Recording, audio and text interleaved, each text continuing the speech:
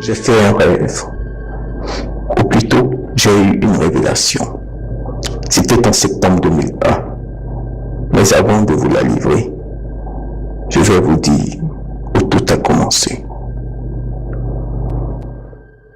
Alors que j'étais perdu dans le décor d'un emballage de jouets dans un magasin dont je tairai le nom, c'était quelque part en Amérique du Nord dans le Nebraska.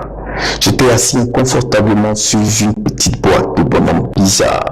J'étais insignifiant pour les passants, rejeté par les enfants. C'est alors qu'une sorte de ligne lumineuse me parcourut le corps. Et lorsque mes paupières se fermaient pour la première fois, mes yeux s'ouvrirent dans un espace vide complètement blanc. J'étais soudain animé. Une voix me dit, raconte ce que tu vois. Raconte. Dans ma vision, j'ai vu la carte de l'Afrique.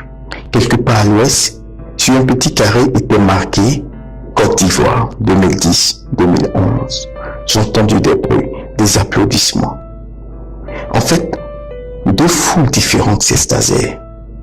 Et il y avait cette chanson qui montait jusqu'à mes oreilles.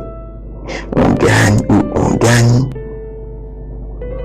On gagne ou on gagne. Tchoko, tchoko, on va gagner.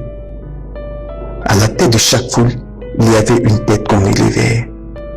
L'une était noire comme la tête de ce petit carré.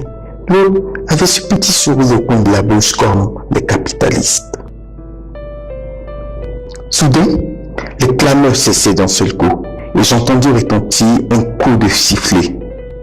Un arbitre sorti de la foule de la tête au petit sourire capitaliste désigna celle-ci comme vainqueur de la cérémonie. C'était sûrement l'élection de la meilleure tête qui devait diriger le petit carré. Puis, les protestations se mêlaient aux cris de victoire. Les foules étaient en délit. Des hurlements, des gémissements, des pleurs des enfants, des femmes, des hommes. C'était horrible. Quand soudain, de grands oiseaux blancs se levaient dans le ciel et se mirent à cracher du feu sur la tête noire comme la terre du petit carré. Ils l'emportaient avec eux dans leur grand nid et l'enfermaient dans un petit grillage. Ils laissèrent ainsi la tête au petit sourire capitaliste régner comme bon leur semblait sur le petit carré au grand désarroi de l'une des foules. La voix me dit alors, c'est maintenant que tout commence véritablement. Je me suis retrouvé aussitôt dans mon magasin de jouets, inanimé comme une nounours ordinaire. Voilà ce qui m'a été révélé. Et j'ai appris récemment que ça s'est vraiment produit. Alors je vous révélerai certainement la suite. Affaire à suivre.